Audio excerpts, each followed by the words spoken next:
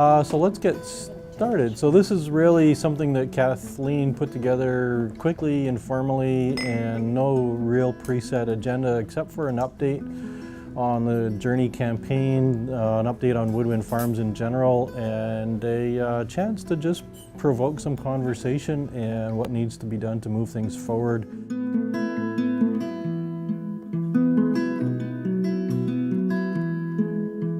For those of you who haven't heard from me on the gist of this project, I want to go into that first.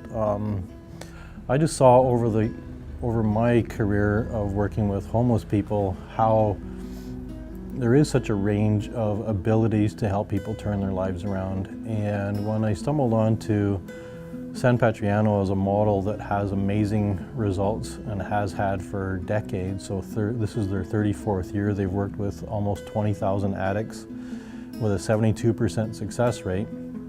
And I do have a partnership with Royal Roads University, and they have done the research, and they've confirmed that social services generally has 5 to 15% success rates in the Western world. North America, 12-step programs will have up to 7% success rates. And therapeutic community models can have 30 to 40 if they're urban-based. And when you bring it to a farm and you take people away from the triggers, the downtown triggers, and you make it a longer-term opportunity for them to turn their lives around, that's when you get better than 70% success rates. So 5 years ago, it was really as simple as saying, I want to create a Vancouver Island version of San Patriano.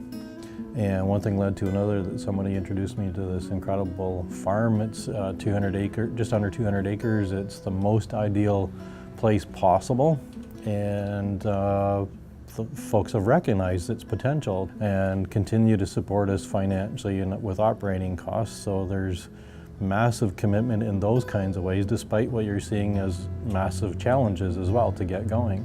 It's a really complicated issue, like Colleen said, and it's really simple at the same time. It's phenomenally simple. It just pull people away from triggers, give them the healthiest environment possible, surround them with community, surround them with unconditional love, and just watch the magic happen.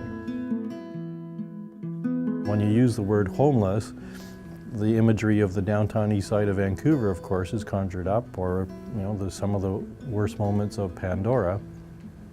And to see that on this beautiful farm and out in their community, I get it, that there's that level of reluctance on the one hand. And on the other hand, my God, just spend a little bit of time getting educated and let us pilot it. We have piloted actually, and give us more chance to just prove ourselves. So some folks have really put a lot of time, a lot of effort, a lot of money, a lot of creativity, a lot of strategizing to block us at every possible way, or not every possible way, but it feels that way some days. We've worked with 9 fellows.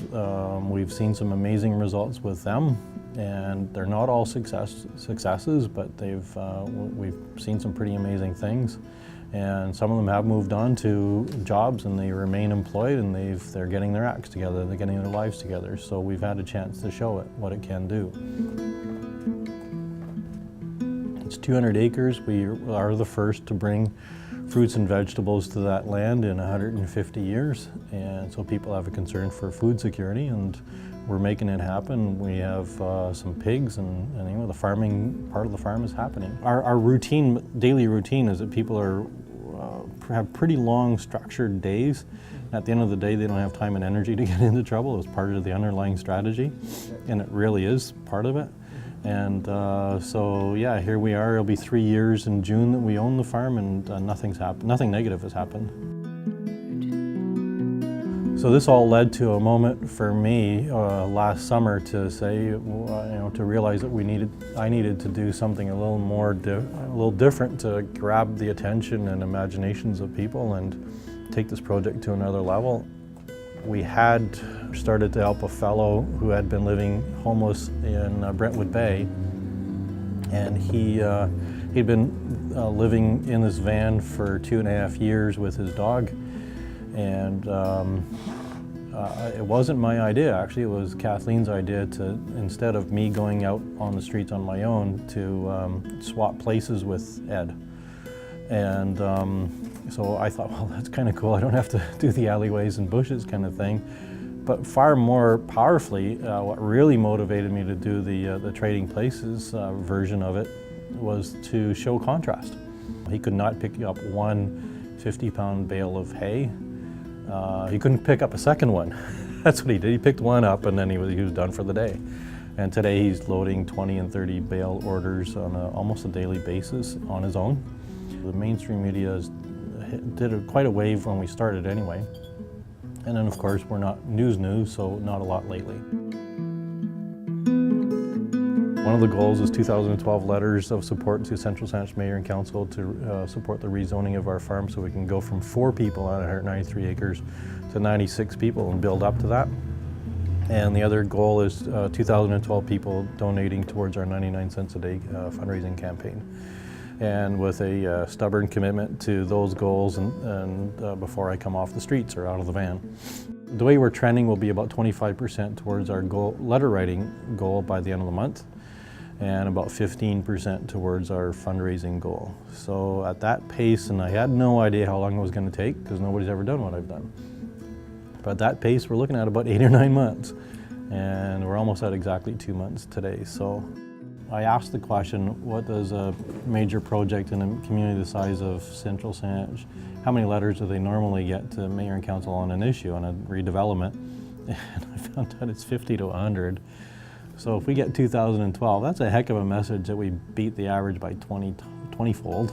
You know, the message that these are issues that transcend municipal boundaries.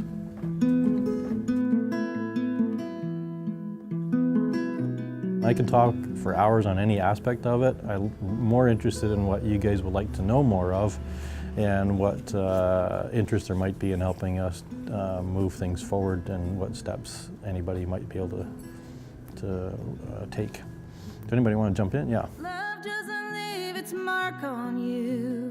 Love doesn't leave you black and blue. Love doesn't push you down in the dirt. Love isn't mean and love doesn't hurt. Love isn't mean and love doesn't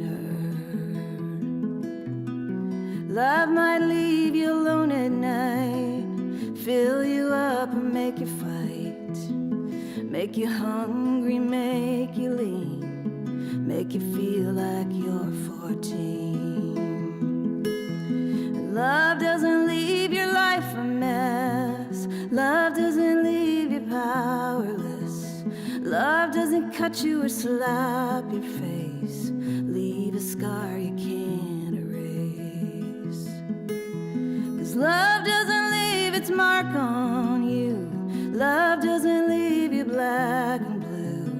Love doesn't push you down in the dirt. Love isn't mean and love doesn't hurt. Love isn't mean